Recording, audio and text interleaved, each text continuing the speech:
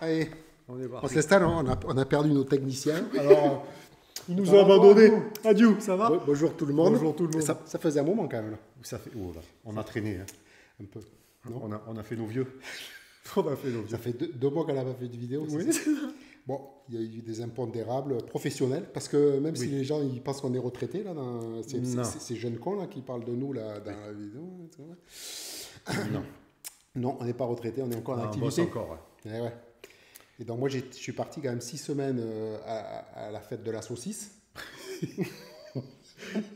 ben oui, c'est vrai. J'étais à Francfort quand même quelques temps professionnellement. Voilà.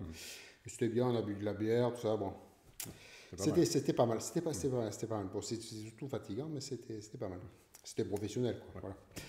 Et voilà, donc on n'a pas trop enregistré. On a fait un départ raté. Oui. On a voulu tester une boîte et vous faire un retour, mais c'était pas top. Voilà. Oui, mais c'est pas le jeu. Hein. C'est vrai. C'était voilà. Comme disait, il y a un indice pour la Oui, il y a un indice pour la prochaine fois sur le comptoir. Voilà. J'espère que celle-là, on va pas la louper parce que sinon on est mal. Ouais, on peut en parler un petit peu. En plus, on va jouer à donc. On n'a pas encore fait.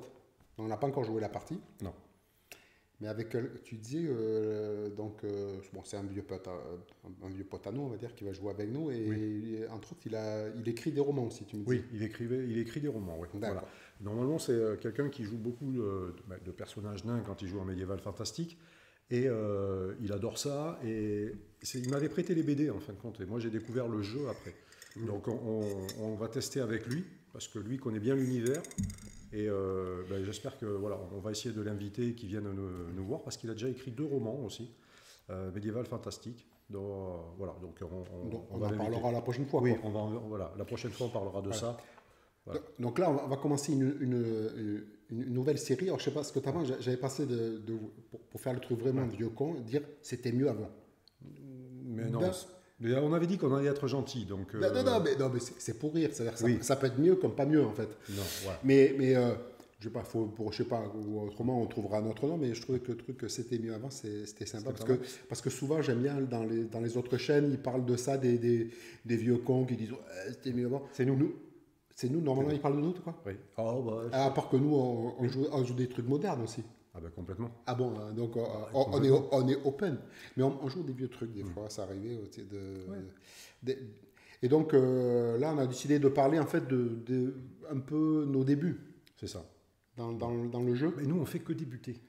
Regarde, on a débuté le jeu de rôle, là, on a débuté une chaîne YouTube. D'ailleurs, on va faire quand même des remerciements. Ah ouais. Parce que on est super content en fait. Ouais. Non? Ben moi, je suis super surpris.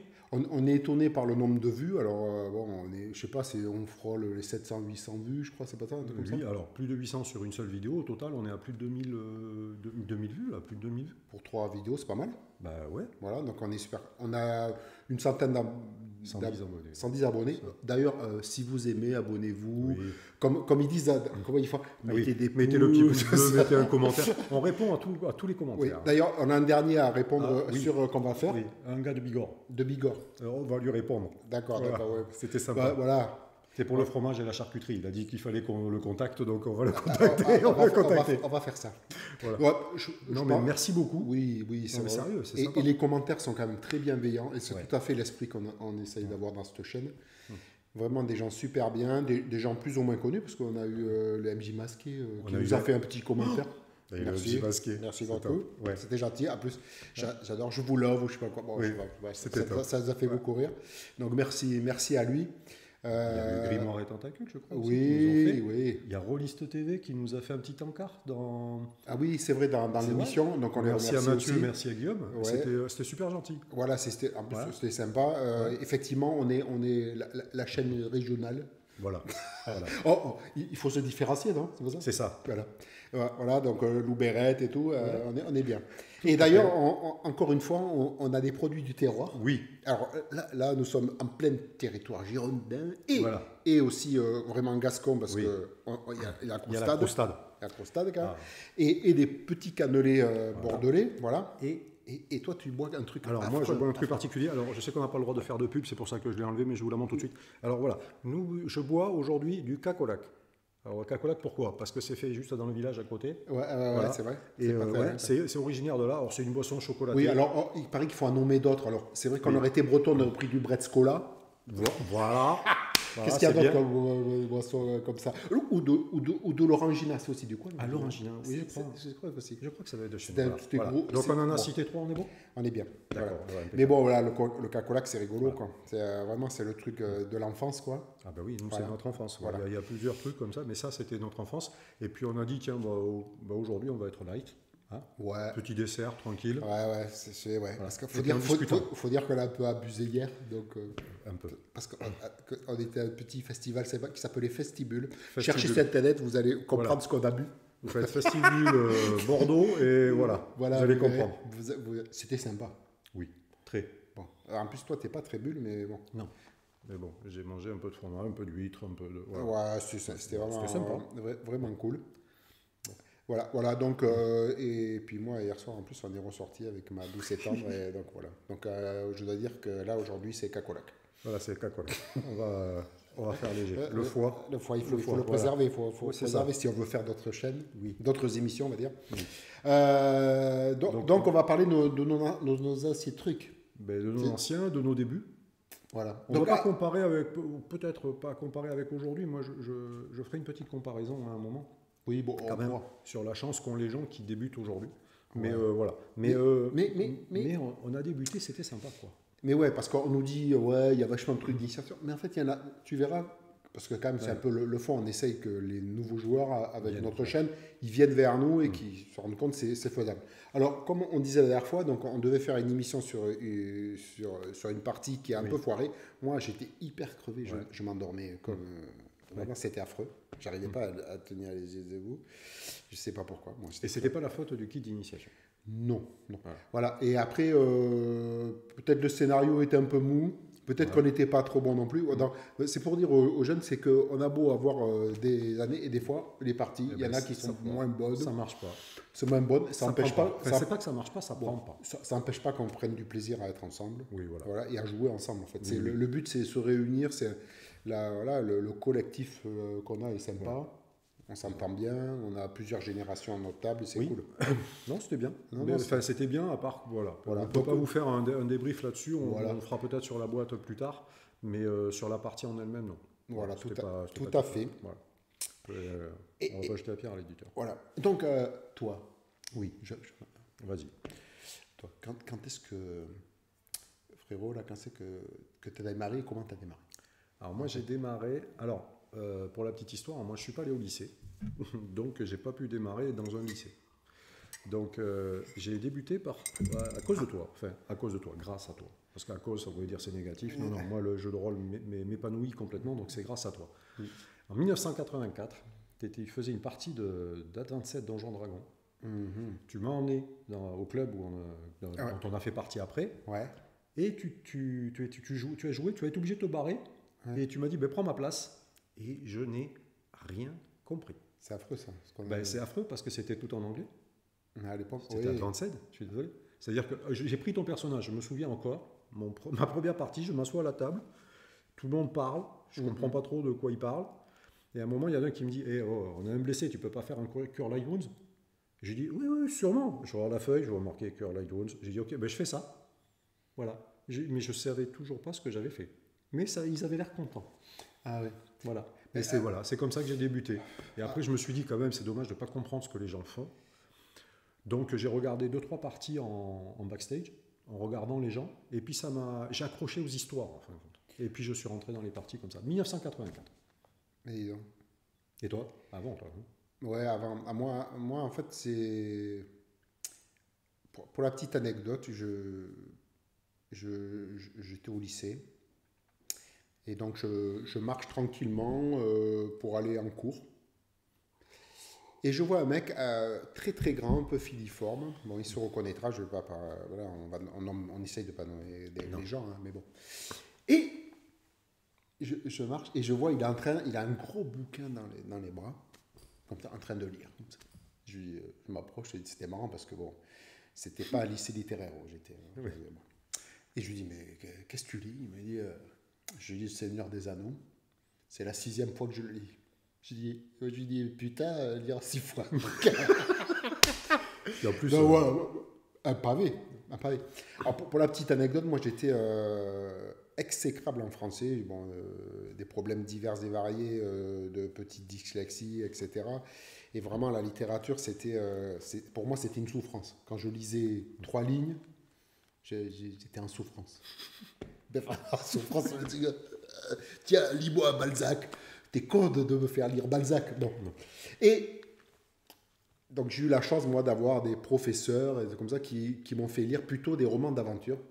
Moi, mon meilleur souvenir, c'est un prof d'histoire. Donc je reviendrai après, je fais une petite digression. J'ai un prof d'histoire qui un jour m'a dit, bon, tu t'aimes pas lire, donc il me fait lire Les Trois Mousquetaires. Et j'ai lu Les Trois Mousquetaires et à la fin je pleure. Et je me dis, putain, un bouquin, il peut te faire pleurer. C'est un truc dingue. Et puis un roman d'aventure, un vrai, avec un grand A. Ouais. Et après, il m'a fait lire des trucs beaucoup plus, pas classiques quand même, mais même si aujourd'hui ça fait partie de la littérature classique, j'ai lu Le Sac de billets. Et là, je me suis rendu compte qu'aussi on peut raconter l'histoire et la vérité sur l'histoire. C'est important. C'est Joffo. Ouais. Joffo. C'est un prix Goncourt en plus. Oui, et que j'ai rencontré quelques années après pour un autre de ses romans. J'ai rencontré en vrai et je lui ai dit ce que ça avait changé dans ma vie. Voilà. Et il avait un certain âge déjà parce qu'il est mort quelques années après. Et donc, et on a pu discuter un long moment. Il était tout seul. En plus, personne, toi, c'est un truc incroyable. Toi, tu rencontres Joffo, il était tout seul. C'était pour Je reviendrai, je sais plus comment. Un de ses derniers romans qui est fantastique aussi. Et voilà, et donc ce gars-là, il lit, donc le mec là qui allait devenir un pote, et voilà, et il me dit, ouais, moi, je joue au jeu de rôle. Je dis au jeu de rôle, hein, quoi. Oui. Jeu de rôle, ouais, c'est ça. C'est marrant ton truc. Et le gars, il me dit, non, je joue à Dungeons et Dragons. Je dis, ah bon, tu joues à Dungeons et Dragons, c'est quoi ce truc? Et du coup, il m'explique qu'en fait, il cherche un club, tout ça. Donc, on cherche. On était tout jeunes, quoi, les gosses. Et on s'aperçoit. Donc, je lui dis, ouais, écoute, moi, je veux bien t'accompagner. Je ne sais pas de quoi tu parles, mais je vais venir avec toi. Et en fait, on cherche. Et il y avait un truc dans la banlieue bordelaise, on peut dire. Il y avait un club qui s'appelait la Confrérie des Sorciers Maudits, je crois.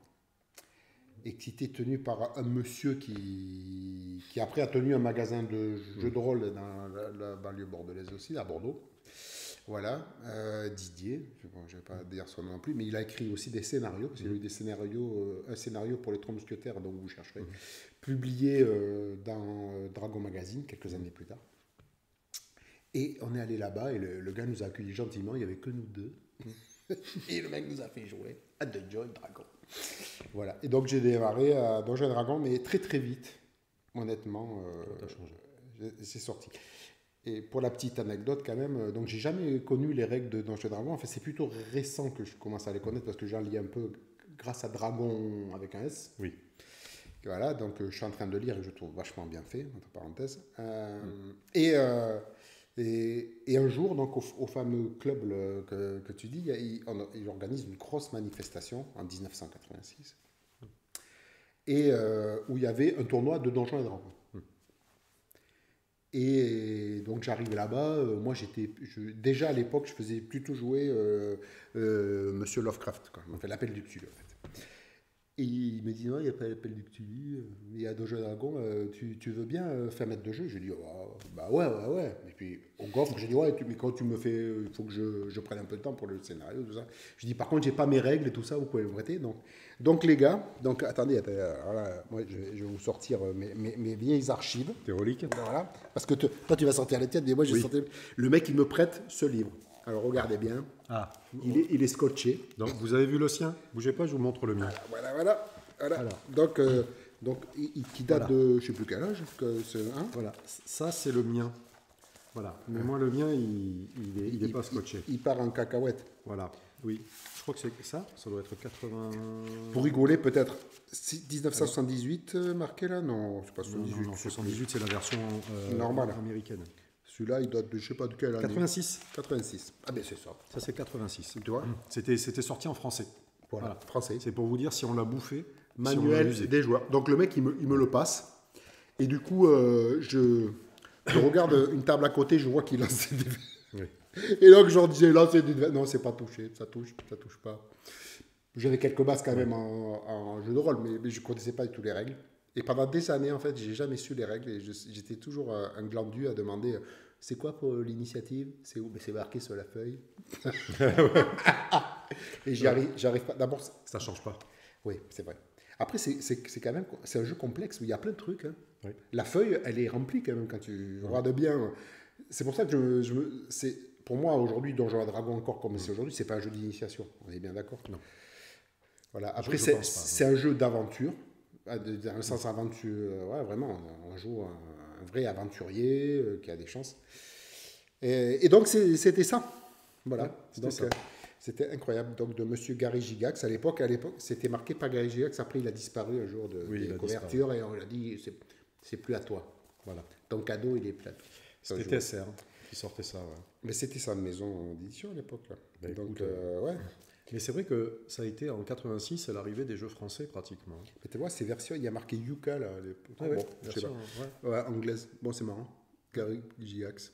Mais en fin de compte, on a créateur du phénomène AD&D et auteur de ce titre. Wow. Ouais. En fin de compte, on a tous les deux débuté avec Donjons Dragons. Ouais. Oui.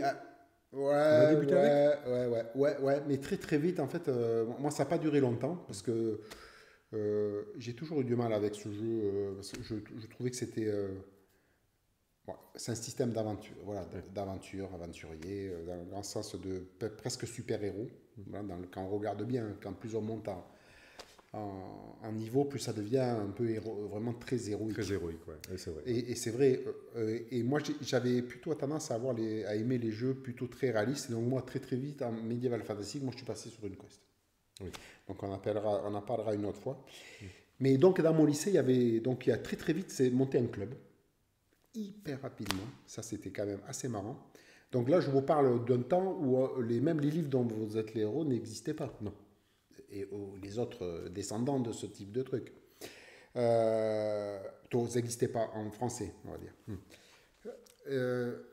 Et à l'époque, il y avait même des personnes féminines qui jouaient, ce qui était une chose extra rare. Mais nous, on a toujours eu un peu. Oui. Et aujourd'hui, ça c'est un peu plus démocratisé, et tant mieux. Et à l'époque, il y avait une maîtresse de jeu, je ne sais pas si ça se dit comme ça, en tout cas, qui faisait jouer à un truc incroyable. Donc j'ai mis le truc. Hein. Voilà. Il faut que je trouve la première version. Faisait jouer à ça. Voilà. Alors, pour vous dire, ce truc-là, ça a été quand même une... Non. Voilà, si, c'est méga. Première édition de jeu et stratégie. Oui, c'était méga. Méga. Et ça a été une révolution, ce truc-là, parce qu'en fait, ça se vendait en kiosque, il faut savoir. C'était un hors-série de jeux et stratégie qui parlait plutôt de jeux en général. Et ce truc-là, ça s'est vendu comme des petits pains. En fait, ça a été incroyable. Je ne sais pas, c'est pas plusieurs dizaines de milliers d'exemplaires, là, parce que je me rappelle. C'était hyper excitant. Voilà. Quand on jouait à ce genre de truc, dans 1984. Vous voyez? Méga, incroyable. Et qui a eu après une deuxième édition. Il y en a eu d'autres. Il y a eu la troisième et la dernière qui est sortie il n'y a pas très très longtemps. Alors, Méga 2. Donc, honnêtement, moi j'ai beaucoup joué à Méga 2. Plus qu'à Méga 1. Et à Méga 1, en fait, j'étais plus joueur. Vraiment joueur. Et pour nous, c'était génial, quoi. C'est-à-dire que là, à l'époque, c'était... 25 balles, non 25 francs. Voilà, 25 francs. Vas-y, tu divises par 6. Tu vois, ça coûtait que dalle. Non, mais à l'époque, c'est le prix d'une revue. Déjà, 25 balles, c'était pas mal à l'époque. C'était cher. C'était cher, hein, parce que... C'était hors série, c'était cher. C'était hors série, oui, c'était assez cher. Mais c'était quand même abordable pour tout le monde. Et tout de suite, on rentrait là dans cet univers. Non, franchement, merci Monsieur Gygax. Voilà, on peut dire, là, c'est un des messieurs pour moi qui a changé ma vie, Monsieur Gygax. Voilà. Avec Cassius, etc. J'ai lu depuis quasiment le départ, presque depuis les premiers numéros. Donc c'était vraiment génial. Et en plus, pour tout dire, ils avaient même fait des parents plutôt sympas pour l'époque. Ah oui. Attendez, regardez. Vous savez qui c'est qui a fait ça? Je crois que c'est Sorel, il me semble. Ouais, c'est Ségur. Voilà. C'est Ségur, pardon. Excusez-moi, pas Sorel. Sorel, c'était un autre que j'aime beaucoup aussi, comme dessinateur de BD aussi aujourd'hui. C'était Ségur. Quand même, c'est... Montre juste l'épaisseur. Voilà. Ouais. Parce que, aujourd'hui, tu fous le paravent, le truc fait... Non, mais c'était dans la revue. Ouais, mais tu vois, quand on compare, quand même, c'était extraordinaire, quoi. Non, mais c'était quand même qualitatif. Parce qu'on dit à l'époque, c'était médiocre. Mais regardez, je sais pas, on peut faire voir quelques... Attends. J'ai une relique, je crois, que je vais pouvoir... on peut regarder quelques pages. C'était quand même... La maquette était bien aérée. Des belles illustrations partout. Toutes pas du même niveau. Non, mais c'était joli. Il y avait même il y avait déjà les gens. On peut pas dire qu'ils ont pompé les euros, là. Bon, attends. Bon. Moi, je vais vous montrer ce qui se vendait cher et qui était fait quand même par TSR. C'était pas la même qualité, peut-être. Non, ça c'est 1981. C'est juste pour vous montrer avec quoi on a débuté. Et après, vous comprendrez pourquoi nos bouquins, à nous, ils sont aussi abîmés. Voilà. J'ai l'impression que c'est tapé à la machine, quoi. Il fallait rentabiliser le papier, déjà, et il n'y avait pas de pénurie de papier. Les illustrations sont moches, moches. Voilà. Mais, voilà, il y avait tout. Il y avait les plans. Voilà, on a 2 séries de plans. Voilà, ça c'est un vieux scénario, c'est le D1, D2, 1981. Je l'ai ramené, c'est juste pour vous dire que c'était du matériel qu'on utilisait, quoi. Mais vraiment, aujourd'hui, moi... on l'a dit, tu l'as dit dans une vidéo, je crois que ce qui sort aujourd'hui, c'est des œuvres d'art. Moi, je trouve ça magnifique, mais j'ai peur de les utiliser.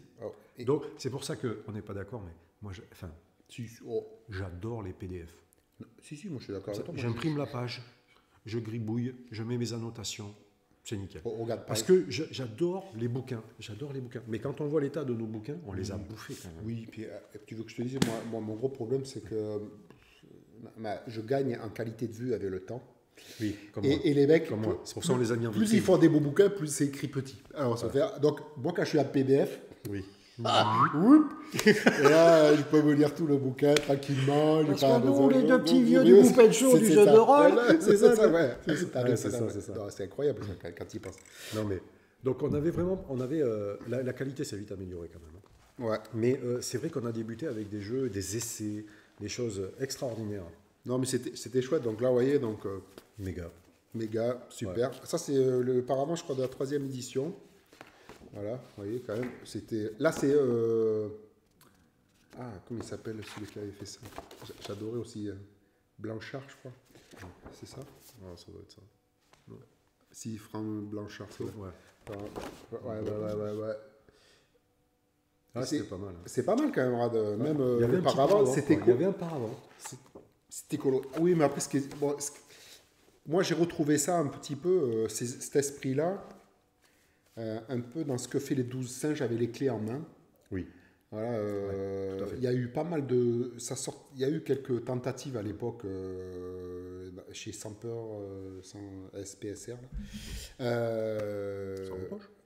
Oui, je crois, un truc comme ça, je ne me rappelle plus. Qui avait fait aussi des petits clés en main. Donc là, c'était des trucs voilà, qu'on n'achète pas cher. Dedans, il y a de quoi jouer, des scénarios. À part que, la différence, c'est que les clés en main, en fait, c'est un one-shot, en fait. C'est une campagne, mais qui se finit. Là, c'était des petits jeux pas chers. Et il y a eu... franchement, quand on débutait, on était content. Attends. Déjà, c'était en français. Ah ouais. Puis franchement, là... Parce que moi j'ai débuté avec Donjon Dragon en anglais. C'est des reliques, quand même. Hein. Ouais. Ensuite, on a pu avoir enfin Advanced. Mais tous les jeux qu'on a achetés, ils étaient en anglais, pratiquement. Space Opera, moi, j'ai débuté, c'était en anglais. Et dès l'époque, il y a eu quand même des trucs en français. Je crois que tu avais des trucs à nous faire voir là-dedans. Il y avait des scénarios. Ah, les scénarios, bougez pas. Je suis désolé, je me penche. Attention. Mais je vais vous montrer quand même des éditions que les mecs avaient fait. C'était le dernier cercle. Ouais. C'était pas mal quand même. Petit scénario, voilà. Alors ils mettent premier, 3e cercle parce que déjà, avec le plus vieux jeu du monde, il y avait des problèmes. Pour la petite...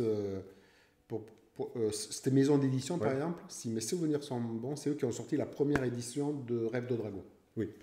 Il me semble bien, le dernier cercle. Et pareil, une petite couverture qui se détache, les plans du scénario.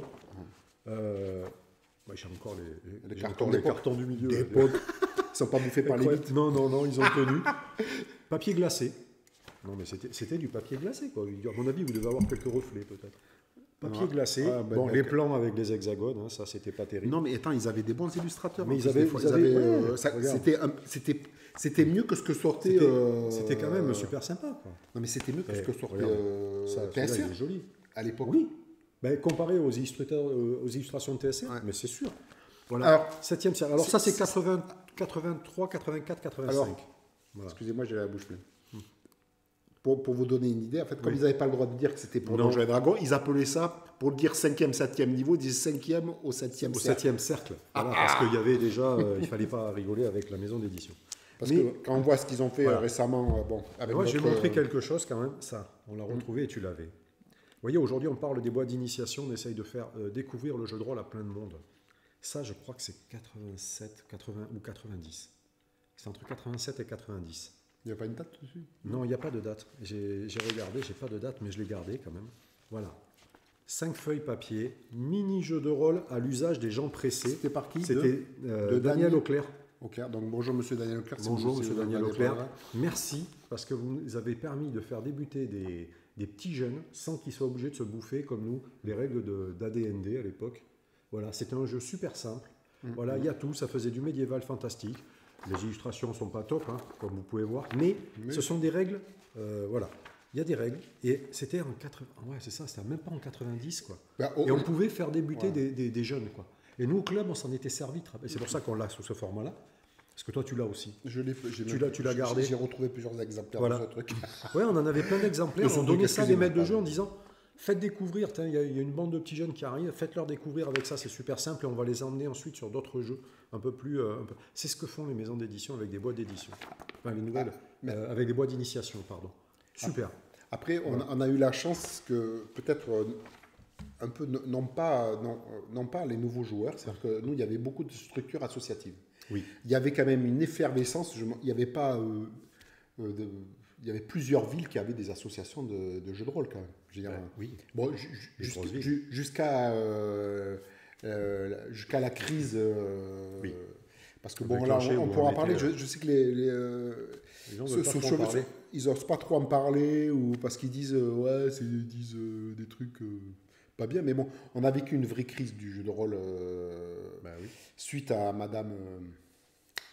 Oui. On va pas en parler. On la nomme pas ça, non. On la nomme pas.